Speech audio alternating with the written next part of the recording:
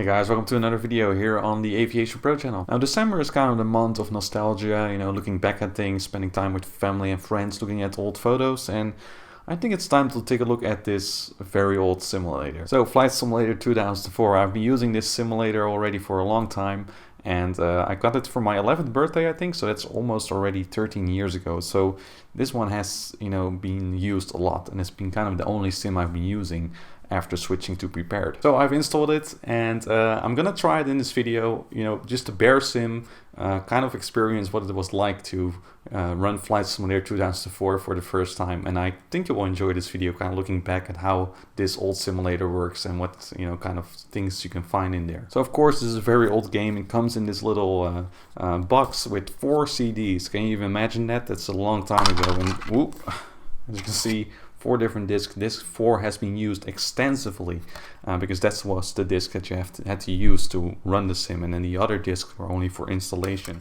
A lot of memories attached to this, and I'm gonna try it and find out if the sim still works and what I think of it in 2018. Alright, here we go. So I've only started up the sim once in Windows 10. I'm not sure if it's even gonna work right now, if the sim, you know, will actually load a flight, but let's go ahead and start it up. Great stuff. Of course, we will have the wonderful splash screen. There you go. Looks like it's working. Looks familiar. Yep, the old trusty Cessna Skyhawk. Look at that. Oh, I remember this. All those old aircraft. Of course, this was a sim which really celebrated the history of flight, starting with the Wright Flyer and all the other, you know, icons of aviation that have shaped aviation to what it is today. And that's what I really liked about this sim and the theme of this sim, you know, and it really added to the feeling somehow, and they did a good job on that. Oh, there they are, John and Martha King. Wonderful, wonderful. They sure do look a little bit younger than they look right now. This is memories. I think this is where I started, or maybe I took a flying lesson from Rod Machado. Yeah. Wonderful stuff. Oh, this is great. Maybe I should first set some settings before we go any further. I mean, ooh, these settings still look familiar. I mean, they're not that different from what settings you'll find in prepared, for example. I think I can put everything on high. I've never actually run this sim on this system, so I've not installed any add-ons. Just so you know, yeah, that would take a long time probably, because I have quite a few add-ons available for FS 2004. I just want to try the bare sim as it is. It comes in the first place, so we probably can beef this all up. Anti-aliasing was always a problem in FS9. Alright, so here we go. Look at that. Oh, I can still remember those shimmering texts on the back of the Cessna. Of course, Seattle Tacoma International is the default airport. Oh man, look at these aircraft. The helicopters, the ugly 737-400s. Orbit Airlines. Oh, wonderful. Of course, these aircrafts, you know, don't look like the real aircraft at all, especially the cockpits, but you know, as an 11-year-old, when you're first trying this sim, everything looks amazing. And even the 777 was included. That really had a weird nose. I'm not sure what that was, but I think this is one of my favorite aircraft, the default aircraft. I flew the Learjet a lot in my early days. You know, that was kind of the aircraft that I wanted to explore and do short-haul flights within the Netherlands with. I mean, this is a good looking aircraft, and of course the systems were very basic, but I love this aircraft. Let me just fire this up. I think one of the first things that I did is actually took a flying lesson from Rod Machado.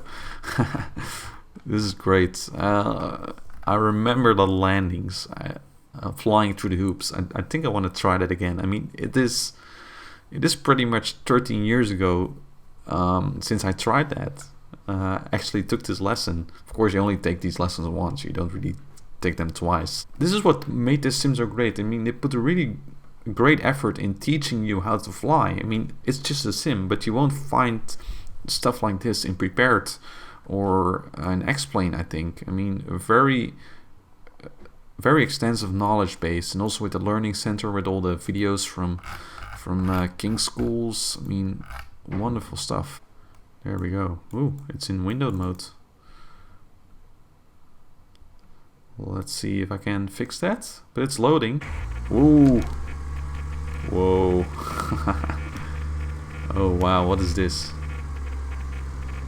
2100 RPM? I'm not sure what's happening to the sound. I've got the airplane, so you just relax a bit. Well, okay, I'm gonna pause, Rod, because I'm not sure what's happening here. Alright, so I've adjusted the display a little bit for you guys so you can also see the text and all that stuff. I'm gonna unpause. I'm not sure what's happening to the sound. It's kind of glitching. I'm not sure if you can hear it on the actual video. But okay, let's see. Rod is flying, so I should be okay. In this lesson, we're going to land back at Bremerton National Airport. It's almost dinner time, and I hear they have some pretty good fish and chips there. You already get I like fish and chips. Back in the intro flight, but we're going to learn a great deal more about what's going on. I've configured the airplane for a descent at 75 knots with 10 degrees of flaps, which will be our final configuration for landing on this approach. Okay. We'll land without full flaps on this demonstration. I think it's time for you to take the controls. Oh dear. I'm flying. Oh.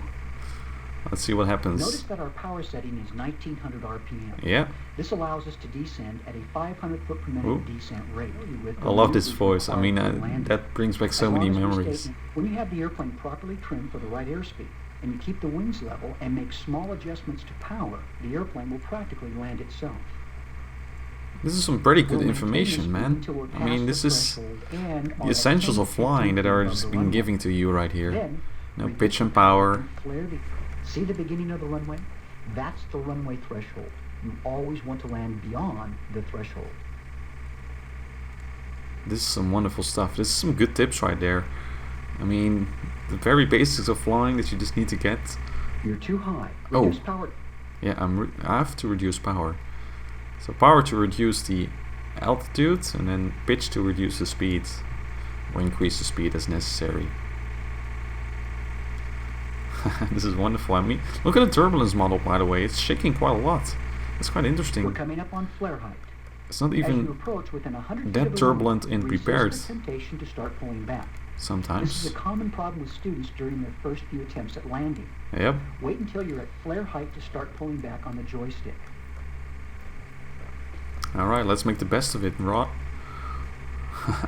We're now at flare height. Reduce the power all the way to idle and raise the nose slightly to slow our descent rate to less than 100 feet per minute. As the airplane slows down, raise the nose to a 10-degree pitch attitude. Hold the nose there. As soon as we touch down, lower the nose to the ground and activate the brakes by holding down the period key or the trigger on your joystick. We'll stop here on the runway and talk about what we've done.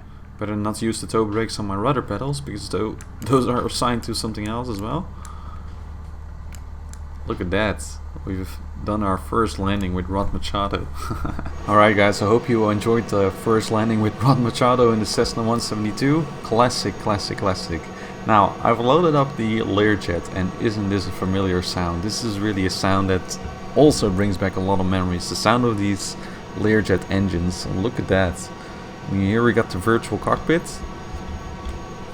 It's just wonderful. I still remember the default key assignments. Shift plus enter to raise the view. I mean, we're parked here at Seattle Airport. It doesn't even look that bad. I mean, you have to consider this is 2003, 2004 when the sim was released, and it doesn't look that bad for its day and age. Oh, a lot of memories from this. Probably rotate by now. Ooh, that feels smooth. The frames are very good, obviously. Positive rate, gear up. The frames are very, very good. Wow. I mean, this, you know, flying around Seattle, I've done that a lot. You know, also brings back a lot of memories. I mean, that was just amazing. You can probably tell from the smile from my face that I just love this sim. It's the sim that I grew up with. Now, look at those clouds as well. I mean, for default clouds, they don't look that bad, actually. Nice and puffy. Look at that. This is a good looking jet, let's be honest. It's a shame there's no good version of this in prepared or something. Wow. Volcanoes of the Rockies near Seattle. Downtown Seattle, Boeing Field down there. Seattle Airport with only 2 runways in this case. Fantastic. So you can't see the loading bar, but it's loading very, very quickly. You know, prepared sometimes takes minutes to load, but this is just loading instantly pretty much. I've just loaded up Rotterdam Airport. Not sure if this is normal, and I'm just gonna fly to Schiphol Airport, Amsterdam. See what it looks like right there. So I figured maybe we should try a different airplane this time. As you can see, we have the world travel Boeing 737. Isn't that amazing? Look at that. It's quite a weird model if you look at the nose, but quite amazing. Look at how low those engines are. That is pretty interesting. I'm not sure what that bleeding through is, but honestly I don't care. Let's just take off and try to fly to Amsterdam. There we go. Look at that. Well, as you can see, very basic. But again, something you were proud of, you know, back in the day when you know, we were flying a 737 for the first time. That felt kind of good, you know. So alright, I have no idea about payload or fuel. Let's put the flaps down. Sure, it goes a lot quicker than the real 737. Let's just take off and have some fun. The vacuum cleaner turning on. There we go. Performance is sure a lot better than prepared with Orbx Truer Netherlands. Yeah, I think we're quite heavy. Okay, positive rate gear up, I guess. A lot of shimmering in the distance. Ooh, that looks pretty bad.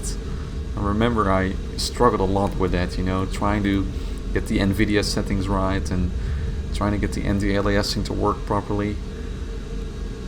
I guess the higher you get, the better it becomes, but I think I need to reduce my MIP mapping setting. Maybe that will work. I remember that setting was tedious. Alright, so I've adjusted some settings, adjusted the mid map to lower that a little bit. Ooh, my speed is way too high in the meantime. Whoops.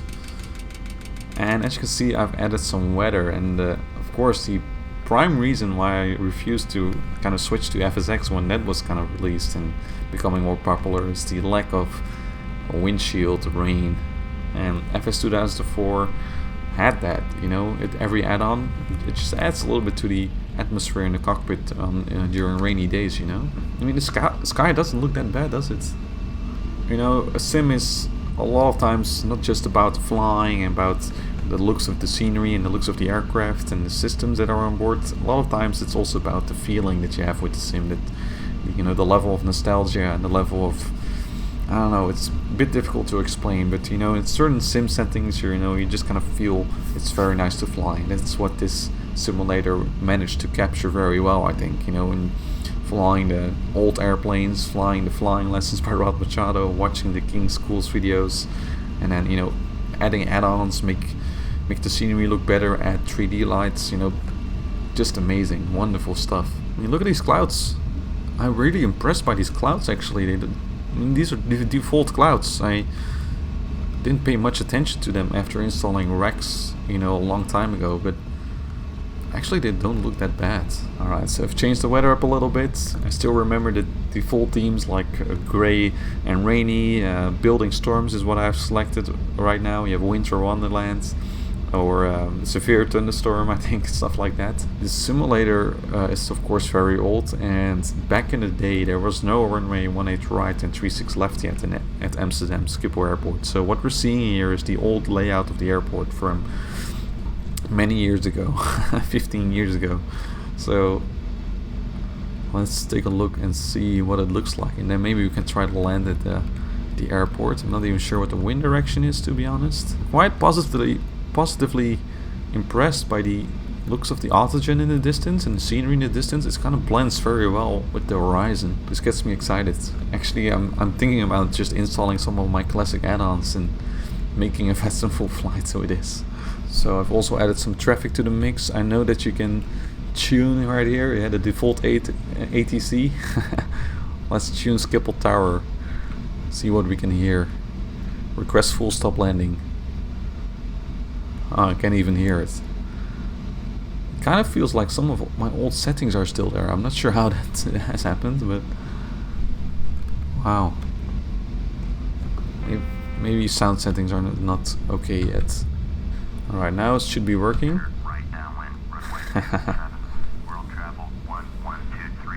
Oh, wonderful. Now I at least know the active runway 27. Overall, just the feeling that I get with this is just nostalgia, you know. As you hear the different sounds, the different voices of ATC and pilots, you know, that's just wonderful. Adding some traffic in and seeing the default liveries, default aircraft, just brings back a lot of memories. And this is kind of also a region where I flew a lot. I flew a lot of, you know, local flights in the Netherlands, flying from I don't know, Amsterdam to Maastricht in the south of the Netherlands and fly up north to Groningen. You know, that's where my flight sim career started, you know, and you can see where it has taken me. So, man, this sim will live on forever in my heart. And we're cleared for a touch and go, right? So we're not gonna land.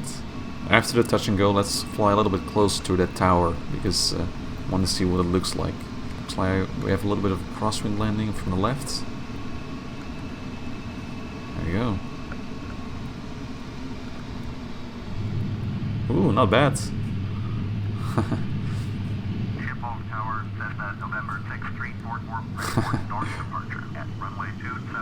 So we can immediately go around again. Oh, look at that.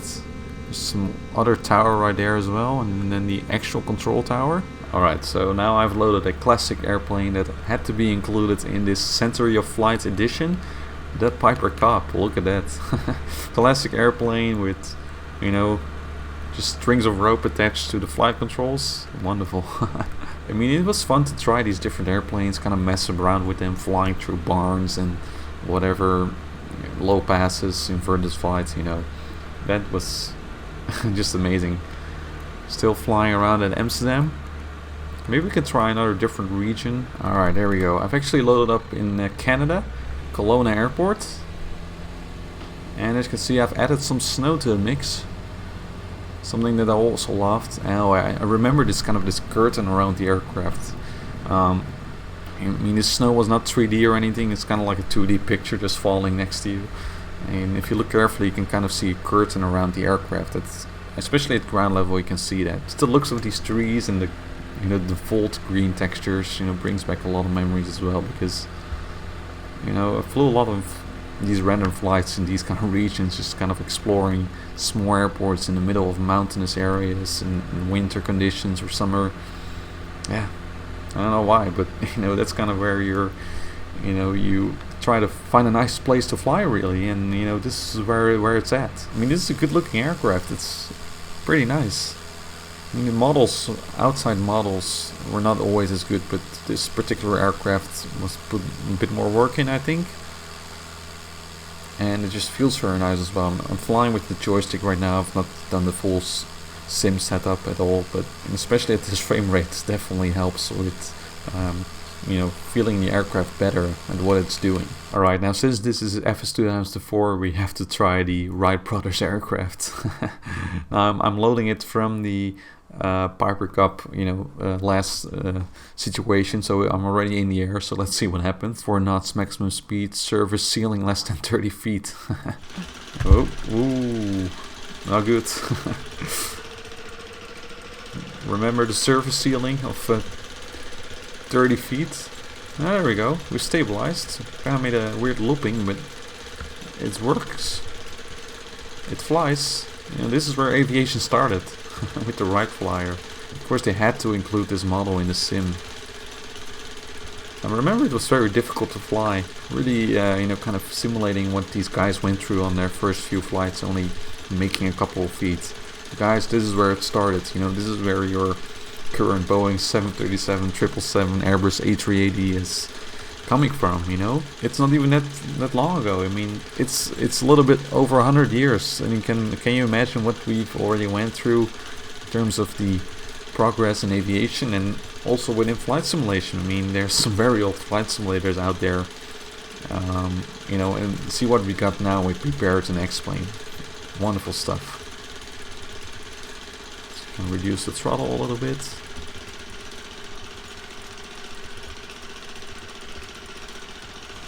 There we go. The Wright Flyer has landed. Of course the brakes won't work. Just let it roll down. So guys, I'm finishing off with another one of my favorite nostalgic aircraft from FS 2004, the DC-3. Look at that. I mean, the engine sounds on these is pretty amazing as well. I just love flying this aircraft and hearing the engine sounds. And so my recommendation for December, if you have a sim that you've used for the first time, if you still have it, and or maybe elsewhere can find it, you know, give it a try, give it a go. You know, it's just awesome to experience what it was like to fly that sim for the first time many years ago. and it's kind of a good break from all the eye candy that we already get with today's sims. I mean, we're, you know, in a way we're really spoiled with that, so it's good to kind of go back to the basics and kind of see where we came from. And this is where we came from, you know. This is just amazing. Just the amount of memories and nostalgia that you get with this will be amazing. So definitely give it a try, you will definitely enjoy it. So guys, I hope you enjoyed this video here on the AviationPro channel. Of course, Flight Simulator 2004 is a sim that still quite a few people use, I think, and it's just lovely. I mean, I've expanded this sim a lot in you know, in all my years of flight simulation, and you know, this is the sim that got me started. And of course, current sims like X-Plane and Prepared look a lot better, but still, this, you can't beat the legacy and nostalgia of FS 2004. So thanks for watching this video here on the AviationPro channel. Make sure to check out some of my other videos, and if you'd like to support the channel, head over to patreon.com/AviationPro. Your support would be much appreciated. Thank you for watching, and I will see you on the next one.